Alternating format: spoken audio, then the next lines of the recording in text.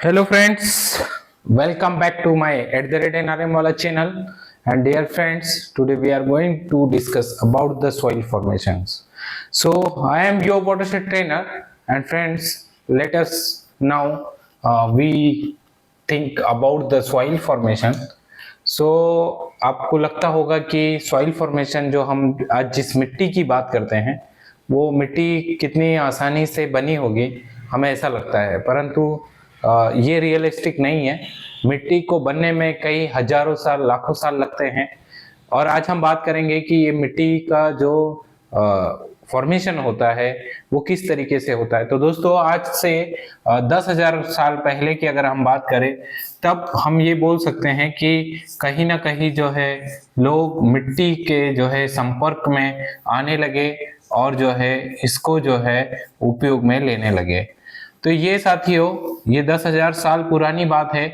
हम अगर देखेंगे कि मिट्टी का जो प्रोसेस होता है वो किस तरीके से जो है मिट्टी फॉर्मेशन होता है, तो इसमें जो है मुख्य दोस्तों 3 टाइप्स का जो है एक प्रोसेस होता है जिसको हम लोग बोलते हैं विघटन, दूसरा वियोजन और विस्थापन।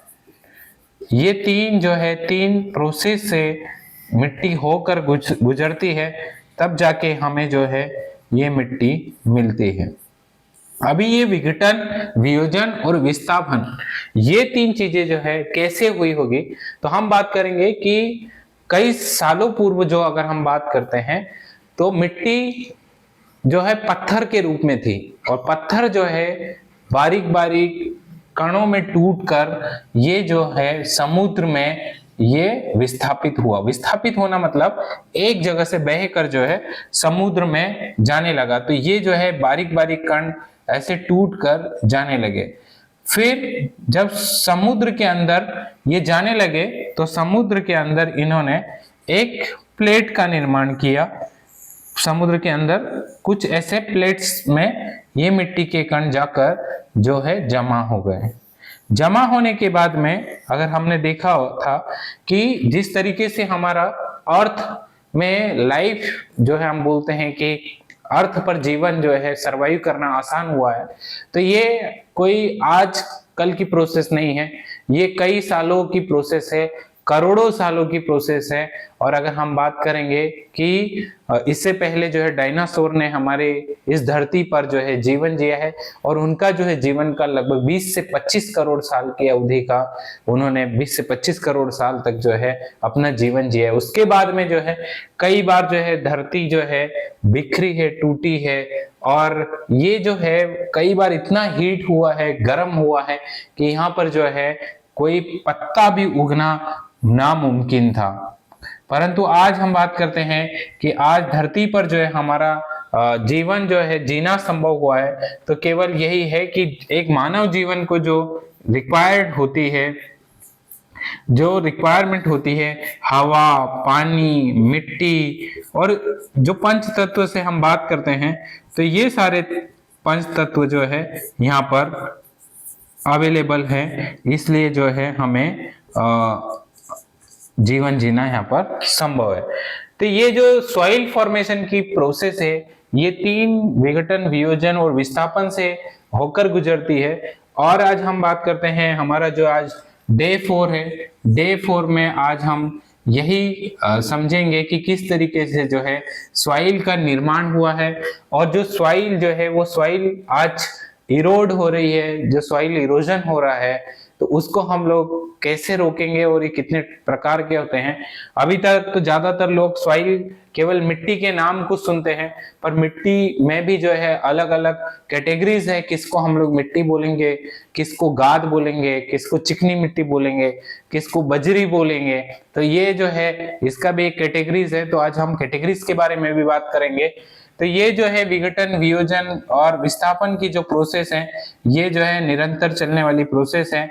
और सॉइल जो है पत्थरों के रूप में होती है, फिर वो जो है टुकड़े, छोटे छोटे टुकड़े में बट के समुद्र में जमा हुई। समुद्र में जमा होने के बाद में जब समुद्र में बहुत सारा समुद्र में जब तापमान की वृद्धि हुई तो कई बार जो है समुद्र का पानी सूखने लगा, और सूखने के बाद में जो है वहां पर सॉइल ने अपना जो है रूप इस तरीके से लिया कि हम लोग बोल सकते हैं कि जब समुद्र में के अंदर जब लावा होता है तो आज हम ये देखते हैं कि कई जो है पहाड़ दिखते हमें, कहीं पर पहाड़, क्योंकि अगर पृथ्वी का भी हम सेक देखेंगे तो लोग बोलते हैं पृथ्वी गोल है, परंतु गोल नहीं है, इसमें भी जो है अलग जो है पत्थर है, अलग जो है पहाड़ है।